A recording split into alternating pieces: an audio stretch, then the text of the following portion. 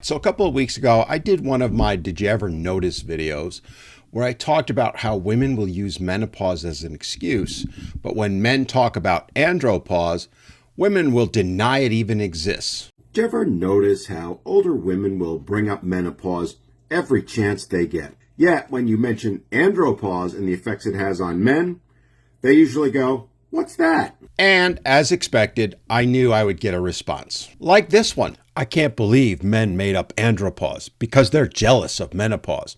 And then they demand respect. Now, I just couldn't let that one go. I had to reply to it.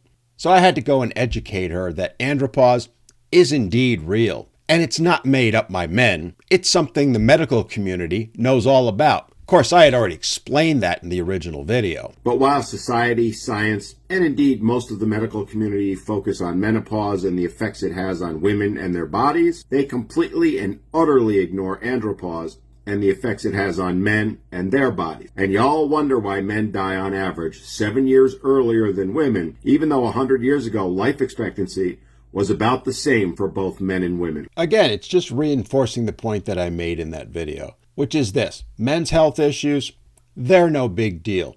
They should be disregarded. Men simply don't matter. They're disposable. What's important is to focus on women and only women. So much so that, as we saw here, they'll go to great lengths to deny men's health issues even exist. But that's not all, because after making points like that, I then got this comment: just looking through your delusional videos, and there's a pattern with you having no point apart from, "I'm sad my gander doesn't last as long in every way you take that." Whatever the hell that means. He then goes on to say, you could do the latest bit of research to find out why this is. More on that in a moment. Another thing may be a lack of mental toughness as shown by you again. Now, we all know what it's like dealing with those troll accounts. The ones that hide behind their keyboard making these wild-ass exclamations and declarations, not really knowing anything. Like, for example, the fact that I'm a personal trainer and strength and conditioning coach and have been for over 40 years. I'm willing to venture I've spent more time studying the human body in the last day and a half than he has in his entire life. Not to mention the fact I literally wrote a book about 15 years ago about the aging process, in which I went into andropause and menopause in depth, and for which I did extensive research. But apparently, none of that counts. Alright, so why am I doing all this? Why am I making this video? I honestly don't care about those comments. They actually gave me a pretty good laugh. The point I want to make, the key point, is this.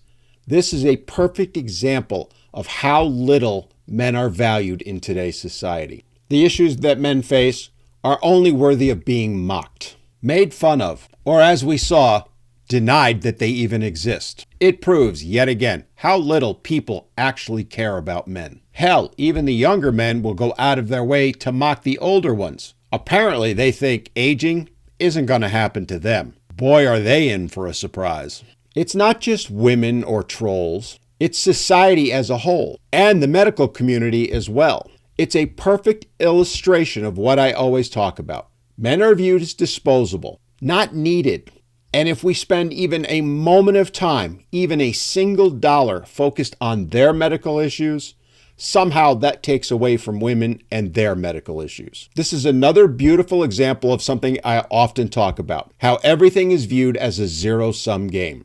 Anything for men takes away from women. Therefore, we need to deny men any help whatsoever. That is today's reality, and has been for many years now. And as I said in the original video, this is why the life expectancy difference is so wide when 100 years ago it was virtually identical.